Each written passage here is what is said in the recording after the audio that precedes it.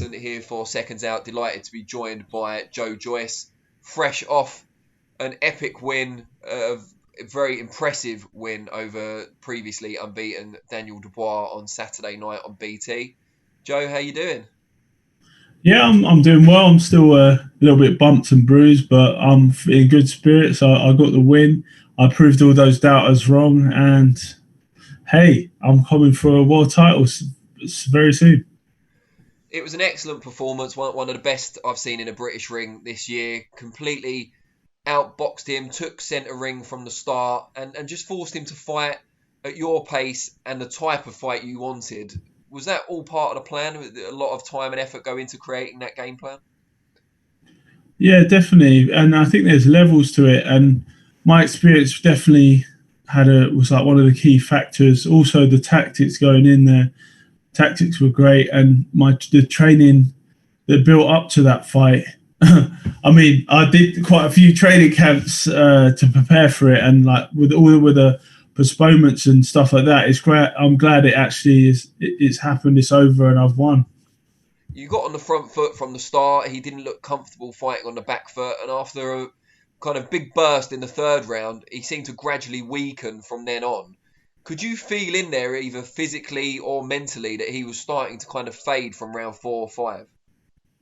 Yeah, I definitely noticed quite early on. He's heavy breathing. He was breathing pretty heavily to like keep up with the pace, and he threw a massive salvo at me in the third round, which I think I blocked some, slipped some, and took quite a few big shots in there. And after that, he'd kind of I think he kind of like exerted a lot of energy doing that, and then the jab was still landing that I was throwing, and that was working. So I kept that up and kept breaking him down, staying away from his power shots in the later rounds, and then see by round 9, I thought I raised my hand and I thought, yeah, I've got him. And then round 10, he took one last hard jab, and that was it. And he put his knee down. Give us an insight into how it feels, and you haven't experienced this much, certainly as a professional, but how it feels when you're unloading on someone. You've knocked everyone out previously, and there's someone who just won't budge, because that's how he must have felt with you. Yeah, I guess I had that fight. I thought I was going to knock out Brian Jennings, but he's a very good boxer, high level world title challenger. So I've had that experience of having them kind of fights, and you just have to like end up winning with like your boxing skill, and that's what I did. How hard does Dubois hit? Because you've been in there with him, you rode the shots, you slipped, you blocked, great defensive performance, but you, like you said, you did take some. How hard does he hit compared to other people you've been in with?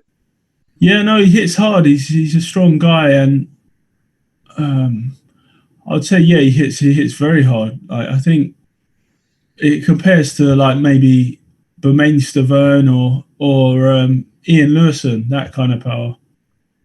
I wasn't aware Bermain Stiverne landed a shot on you. You've given it away now. I No, bet. he did land a flush right hand over the top. I think. Right. Hit me full force. Yeah. Well, well done for taking it in that case. uh, Um, when it but got to that's the obviously not something I want to rely on. I was using my head. I was quite impressed with my work that from slipping his shots and following the tactics to use my footwork and stay off out of range of his power shots. Yeah, and you used your footwork very intelligently to keep him on the back foot as well, which he wasn't at all accustomed to and clearly didn't like. Um, And hold the center of the ring. And I thought it'd be, I don't know, I thought it'd have been harder because I thought it'd be walking me down and cutting the ring off. And I don't know, I thought, I thought it'd have been a lot harder, to yeah, be but honest. But the jab was pivotal because he couldn't walk you down because every time he stepped into range, he got popped with at least one jab, if not two. yeah. I mean, you know that. You were there. You were the one popping it. So, um, let's talk about how the fight ended, because that's, before we talk about it in detail, just the fact that a lot of people seem to be concentrating on how the fight ended, does that take away a little bit from your satisfaction with the win? Because they should be talking about you and how good a performance it was, right? Yeah, it seems a bit like, oh, it's because of what Daniel done. What about me? I was the one who actually won the fight and proved all the doubters wrong, and came like, stop this guy. Like, there's supposed to be the dynamite Daniel Dubois, and he got in the end he quit. Yeah, and I'll keep the bit about that brief because I don't want to take away from your achievement massively. But he did go down on one knee after taking that jab. He kind of grimaced, dabbed at his eye, went down on one knee. And when that happened, did you expect him to get back up? No, I think he'd had enough, and I felt at that time the fight was only going one way. I thought I was well ahead. I thought I was comfortable winning every round with a jab, and there's nothing really could trouble me because he was. I think he threw his best shots, and I'd taken them. And what more is I was outboxing him with the jab. Like, what more was it? What was going to happen with the fight? It would have got more and more busted up, and then it would have ended the same way anyway. So it sounds like you kind of understand the action that he took, but it's drawn a lot of criticism, specifically from ex-fighters for the most part. The fact that, the whole going out on your shield mentality. Yeah. It's hard for me to identify with that either way because I'm not a fighter. I haven't had any boxing matches or anything like that. But what do you think of the criticism he's currently receiving for making that decision in the heat of the moment? Yeah, I mean, I see both sides of it.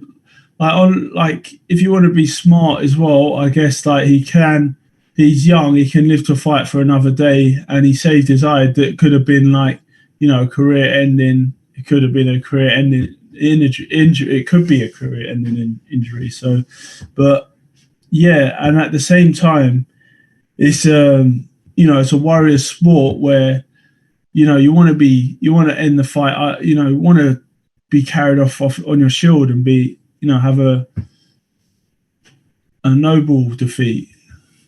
So I can see both sides of the equation. I think even he was speaking to his coach in the round previous. I mean, at the end of the round before that he had eye trouble, or his eyes was hurting. But I think he must have got him to go out there again, and he took one more, and then he decided within himself that that's enough. He's had enough. And you went over to him at the end of the fight and put your arm on his shoulder. What did you say to him? I said, yeah, just I can't really remember, but I think I said like, it's he's still young and he can come again, and there's plenty of time to improve. Like, so something along them lines. Well, it sounds poignant. I'm sure it was. In the build-up, it seemed like you were a bit of an outsider in your own promotional company. It's something that's been remarked upon before. Yeah, Frank and Warren, afterwards. Yeah, and afterwards. Frank Warren promoted both of you guys. Now you've won the fight conclusively.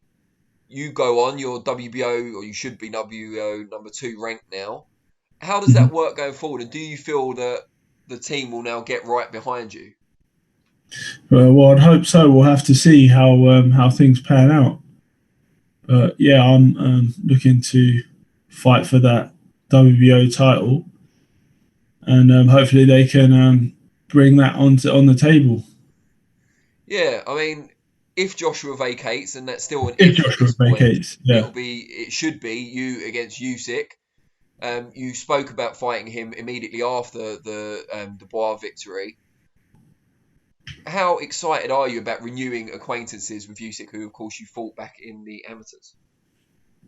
Yeah, it'll be an amazing fight for the world title. It'll be a very tricky one because he is so skillful, and it is quite frustrating to fight a southpaw as skilled as he is. But it's over 12 rounds, and he's going to have to take my punches and my work rate for 12 rounds. So and it's a fight that I believe I can win for my first heavyweight title, and hopefully the belt gets vacated so I can fight for it. And it's an Olympic gold medalist against someone who arguably should have been Olympic gold medalist for a world title. I mean, that's pretty prestigious. Definitely. Yeah, I mean, I think it's a great fight, because for vacant world title fights, you often find people that aren't necessarily deserving getting in. But I think you against Usyk, no one could dispute that. That's a really good fight. Yeah, I think it's a great fight, and I look forward to it. Hopefully, it can be made, and I'll just be ticking over till then. And one more thing I wanted to ask about the Dubois fight, because something that people talked about immediately after the fight was the comments he made at the press conference towards your mother, and the fact that after appearing to mock her issues with her vision, he was then beaten in a certain way also with his eye. Do you see some kind of poetic justice in that, or are people just making too much of it? Well, it's definitely karma, isn't it? Instant karma. Well, yeah. And your mum at ringside seemed elated with your victory also, so she was she's obviously very proud. And obviously my dad and all my brothers and my family and my friends, everyone's over the moon with my victory, and a lot of them put little bets on, and they're going to have a good Christmas. Great stuff. Joe, it's been a pleasure to talk to you. Congratulations once again for the great victory, and look forward to seeing you back in the ring soon.